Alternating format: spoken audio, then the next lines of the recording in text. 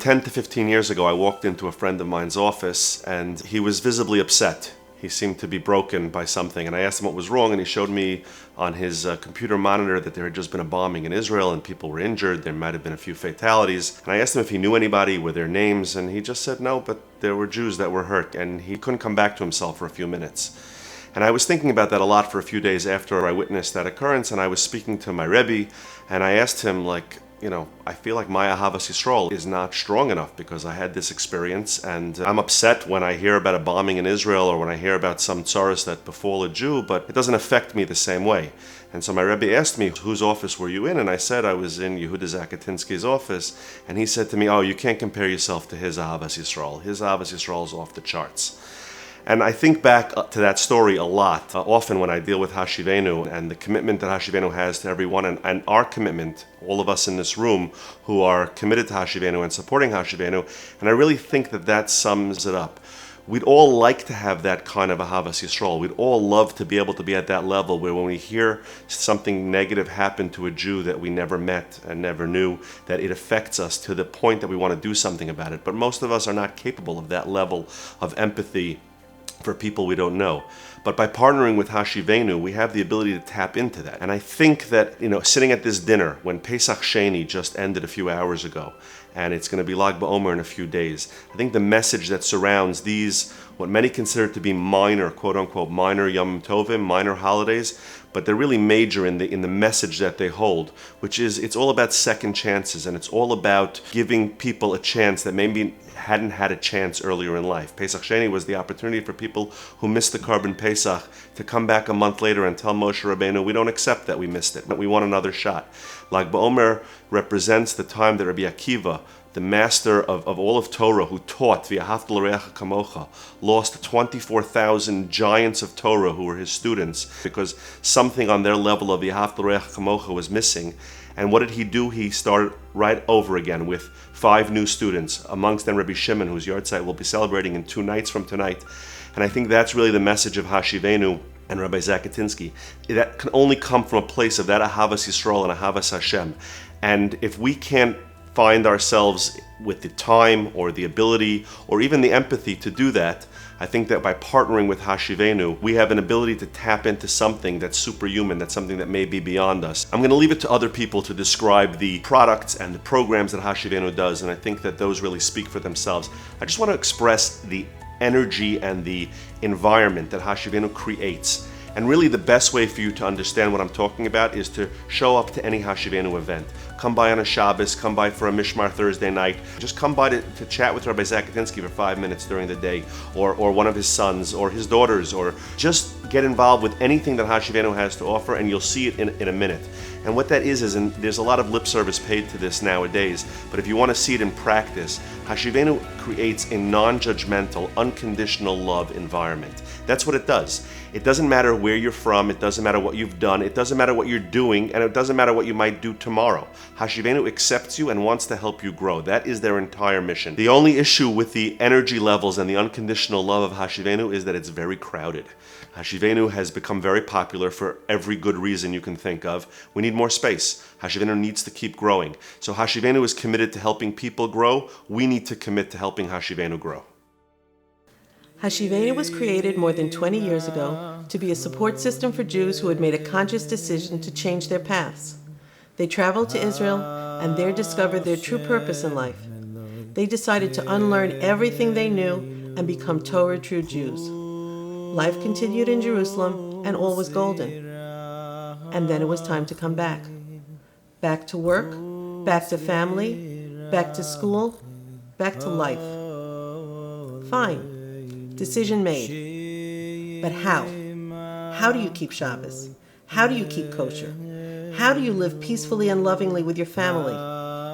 Your friends and family and co-workers are exactly as you left them, but you're not. Now what? The answer was Hashevaynu. Hashevaynu was created to step in and be the safety net every human on the planet intrinsically needs. Hashevaynu was always willing to do whatever was necessary to make everyone feel part of a whole. Feeling alone was unacceptable, and being alone was absolutely out of the question. This is a basic tenet of Judaism that Hashevaynu has always lived by. Whatever you need, Hashevaynu will do. Plain and simple. Whatever your family would do if they could, Hashevaynu will do. Plain and simple. And if all you need is a place to be, where you will be loved unconditionally and heard and completely accepted, well, that's where Hashevaynu really shines. Your home. And the years passed. And friendships were made and bonds were forged. And life cycles were once again celebrated as they had been for thousands of years.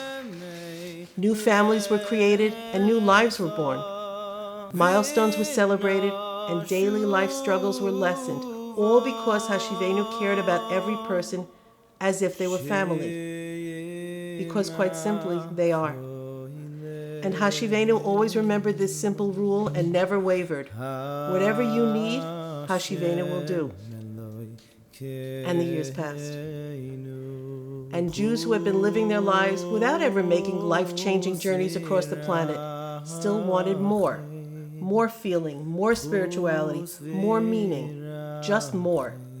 And Hashevaynu decided to do what any parent would do when their child needed something: feel the pain, feel the need, see the void, and fill it. The question is never, will Hashevaynu jump? The question is always, how high? And so the Hashevaynu Shul was created, a place of Torah and Tefillah, and more, much, much more. A place where your soul can soar, a place where you can reach heights that you thought you were too jaded to reach, and yet you do, over and over again.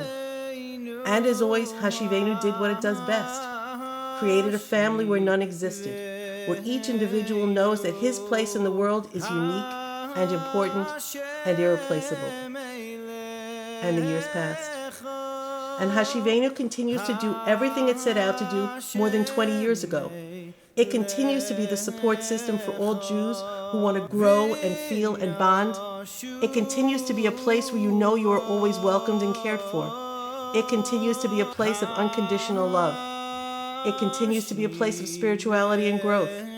It continues to be a place where you will see Jews of all ethnicities and backgrounds serving Hashem as one. Over the years, it has changed locations and added dimensions, but at its core, Hashevaynu is and always will be about love and family and acceptance for all Jews without exception.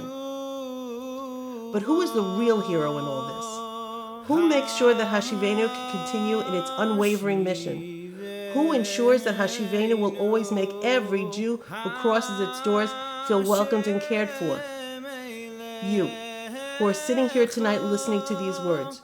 You are the ones who make all this possible. And on behalf of the thousands of Jews who have been touched by Hashevaynu over all these many years, we humbly thank you. Good evening. I have the great zchus of being the director of Hashevaynu, and I want to thank all the honorees and each and every one of you for coming out tonight and making tonight the great success that it is. Everybody knows that the times they are a-changing, but the Jewish soul wants to return to the days of old. With a tremendous amount of siyata dishmaya, Hashevaynu made a path. Hashevaynu is located in an area of tremendous potential. 5 blocks away, there are 4,000 Jewish students in Queens College. In the area of Hashevaynu, there are all different types of Jews, and if you come on any given Shabbos, you'll see that the doors are bursting. Life is a journey, and sometimes your journey is with God alone. But there are other times when you're on a journey with Hashem and you need a friend. It says, Tovim hashnayim min echad, 2 are better than 1. Because sometimes you need to lean on your friend in order to make it to the next stop on the journey. Hashevaynu is also on a journey, and we've come to a stopping point because Hashevaynu needs a new place, and we've tried and we can't seem to find the place. Now, it is unusual to say this on a video, but it's the bottom line. We could double and triple our activities, we could reach out, it would be absolutely amazing. And we're trying.